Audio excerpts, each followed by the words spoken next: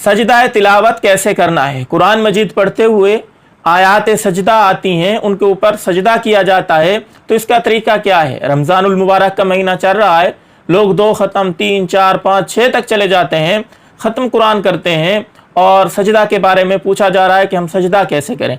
आसान हल और आसान तरतीब तो ये है, जब आप कुरान मजीद की तिलावत कर रहे हैं तो आयात सजदा आ गई है तो सजदा वाली आयत पढ़ के फ़ौरन वहीं सजदा करके फिर आगे तिलावत शुरू करें। आसान सबसे तरतीब ये है।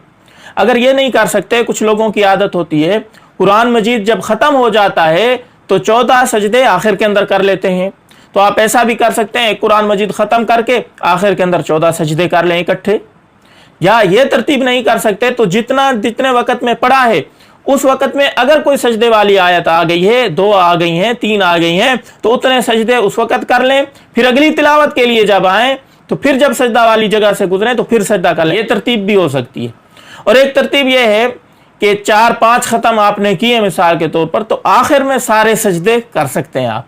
जैसे आपको आसान लगे कौन सी भी तरतीब बना के सजदा ज़रूर करें, यह सजदा वाजिब होता है। तो अब सजदा तिलावत करने का तरीका क्या है। हाथ उठाने हैं या नहीं उठाने, हाथ बांधने हैं या नहीं बांधने। हाथ उठाने नहीं हैं, सिर्फ अल्लाहु अकबर आप कह के सजदा में चले जाएंगे। खड़े हो जाएं, अफजल है खड़े होके करना, खड़े हो जाएं और अल्लाहु अकबर कहते हुए सजदे में चले जाएं, फिर उठ के बैठ जाएं, फिर दूसरा सजदा करें इसी तरह अल्लाहु अकबर कह के, और सजदे के अंदर जाके सुबहान रब्बियल आला ये 3 दफ़ा पढ़ना है, बस आपका सजदा हो जाएगा। हाथ उठाने ज़रूरी नहीं है और सजदे के बाद कोई इस तरह दाएं बाएं सलाम फेरना भी ज़रूरी नहीं है। महज अल्लाहु अकबर कहकर आप सजदे में चले जाएंगे, 3 दफ़ा सुभान रब्बियल आला पढ़ेंगे और फिर उठ के बैठ जाएंगे, ये एक सजदा हो जाएगा। दूसरा सजदा आप बेशक बैठ के करते रहें, लेकिन पहला सजदा कोशिश करें खड़े हो जाएं, फिर सजदे के अंदर जाएंगे, अफजल है।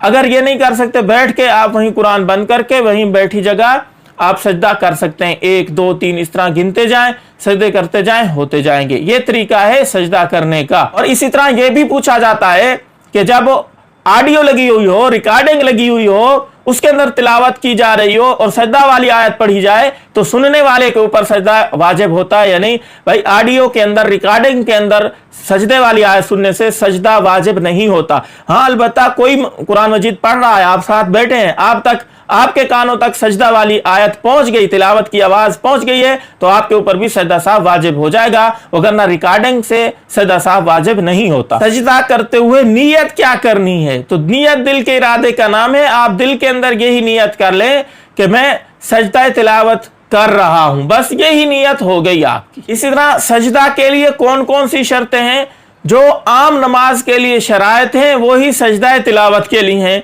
आम नमाज के लिए क्या है, इंसान के बदन का पाक होना, कपड़ों का पाक होना, जगह का पाक होना है, सतर का ढका हुआ होना, ये आम नमाज के लिए शर्तें हैं।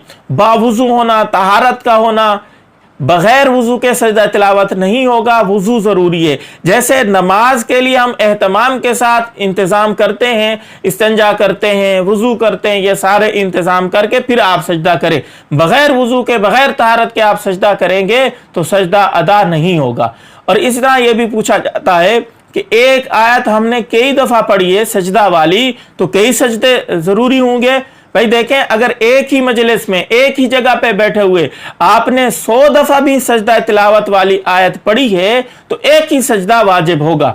अगर वही आयत मुख्तलिफ जगह पे, एक जगह पे बैठ के वो आयत पढ़ी, फिर दूसरी जगह पे जाके बैठ गए, वहां वो तिलावत वही सजदा वाली आयत पढ़ी, तो अब दूसरा सजदा जरूरी हो गया। इसी तरह तीसरी जगह पे गए तो तीसरा सजदा वाजिब हो जाएगा। एक आयत एक ही जगह पे कई दफा पढ़ेंगे तो एक ही सजदा वाजिब होगा, एक ही आयत कई जगहों पे पढ़ेंगे तो कई सारे सजदे वाजिब हो जाएंगे।